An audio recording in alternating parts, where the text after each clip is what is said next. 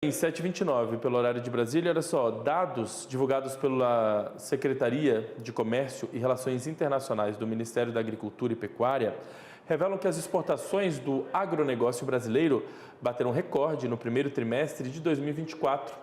Ao todo, foram mais de 37 bilhões e 400 milhões de dólares em embarques. Esse cenário é o tema da participação de hoje aqui com a gente do consultor de agronegócio e colunista do canal AgroMais, Celso Ricardo. Celso, muito bom dia, seja bem-vindo aqui com a gente mais uma vez ao Agromanhã, tudo bem? Bom dia, Felipe, prazer estar contigo.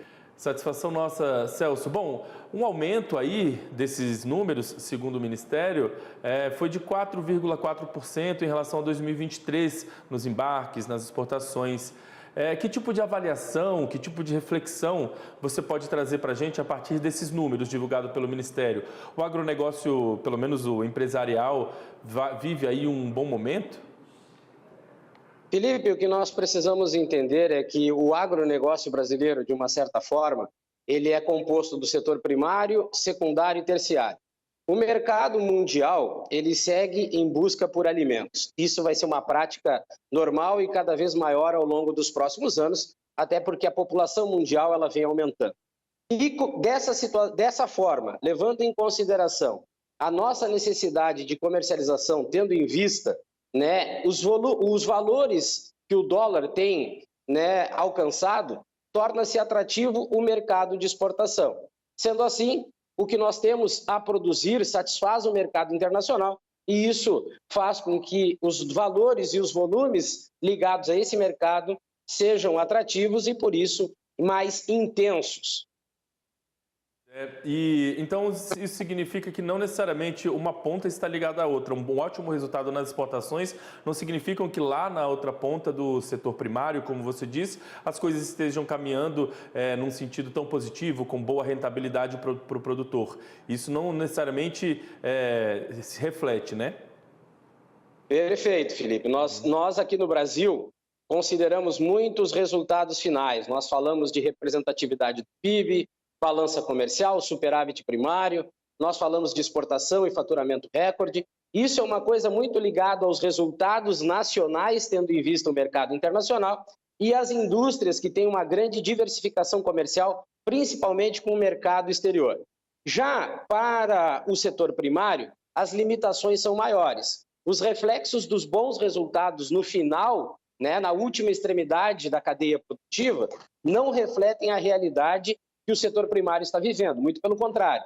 Nós vivemos situações ligadas a endividamentos, a crises por fatores climáticos, a falta de políticas públicas específicas e, para mim, analisando o Brasil de uma maneira geral, esses resultados finais estão, de uma certa forma, deixando os resultados ruins do setor primário, como a gente diz, lá embaixo do tapete. E isso preocupa porque não existe igualdade, seja de resultados ou de visão, e cada vez mais o setor primário vai ficando no esquecimento. Analisando um pouquinho mais, então, o desempenho desse setor de exportações aqui do nosso setor, do agro, a gente percebe que a China tem se estabelecido, de fato, como um país parceiro nosso, o nosso maior parceiro comercial, e tem se estabelecido, tem se firmado nesse patamar. Essa é a tendência, de fato, o Brasil explorar cada vez mais esse mercado chinês. Ainda há potencial para crescimento ainda desse mercado junto com os chineses? Felipe, eu acho que o mercado da China, em questão de volumes, só se acontecer alguma questão sanitária que venha a prejudicar a produção interna da China, ela já chegou no limite. A China já tem uma estrutura interna organizada. Então, se algo não acontecer que crie problemas internos e a China tenha que importar alimentos, eu acho que já está estabilizado. O que me preocupa no Brasil é a falta de gestão e profissionalismo, e aí eu coloco o Ministério da Agricultura, eu coloco a própria Conab, em analisar a estrutura das fronteiras para dentro do Brasil, para nós conseguirmos viabilizar a produção, e a viabilidade vem a partir de uma melhor margem de lucro, até numa redução da representatividade no custo da formação de preços, para nós podermos diversificar mais o mercado internacional. Existem inúmeras oportunidades de comercialização no exterior, mas como o nosso custo tem uma alta representatividade no preço das commodities, nós estamos ficando cada vez mais limitados, e aí eu coloco a China como esse último recurso que nós temos.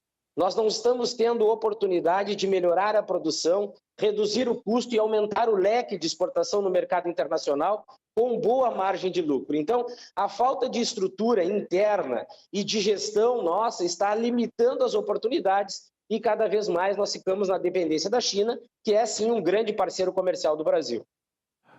Queria aproveitar a sua participação aqui, já que você tocou nessa questão de estrutura, né, das nossas fronteiras para dentro. Melhorar essa questão estrutural aqui do nosso setor passa diretamente por um bom plano safra, que vai ser anunciado na semana que vem. Queria saber a sua expectativa em relação a esse plano. Será que esse plano vem aí para atender de fato as demandas, que são muitas, do setor?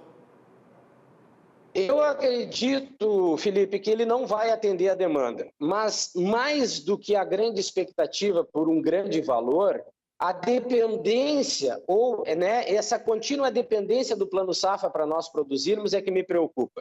O Brasil internamente, em termos de Ministério da Agricultura, como eu falei, está muito pouco estruturado em termos de assistência, para o produtor rural, para o setor primário.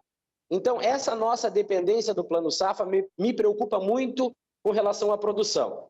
E mais do que o Plano Safra, nós ainda continuamos numa dependência que se reflete da seguinte forma: nós vamos produzir a qualquer custo e vender a qualquer preço. Nós temos uma gana em salientar para o mundo que o Brasil tem uma produção recorde, uma safra recorde. Mas até agora, quais foram os projetos e os programas para nós melhorarmos a nossa capacidade estática, de estoque dessa produção? Então, nós estamos trabalhando cada vez mais com os números finais e apresentando cada vez menos propostas para nós melhorar essa estrutura interna, que mesmo com um plano safra maior, ainda pode nos causar prejuízos. Então, a falta de gestão interna no Brasil nos reflete ou nos direciona apenas pela expectativa de um plano safra, que se ele não vier na quantidade necessária, nós vamos ter problema de produção. Então, os problemas ligados ao agronegócio brasileiro, eles crescem cada vez mais. Se nós não colocarmos em pauta todas essas situações, políticas públicas, subsídios diretos para o produtor rural e outros tantos problemas, só a questão do alto valor do plano safra não vai resolver os nossos problemas.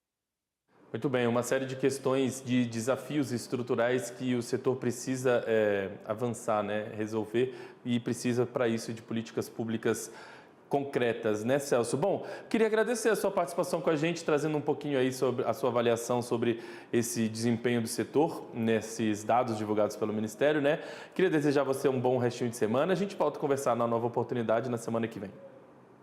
Felipe, prazer estar contigo e até quarta-feira que vem.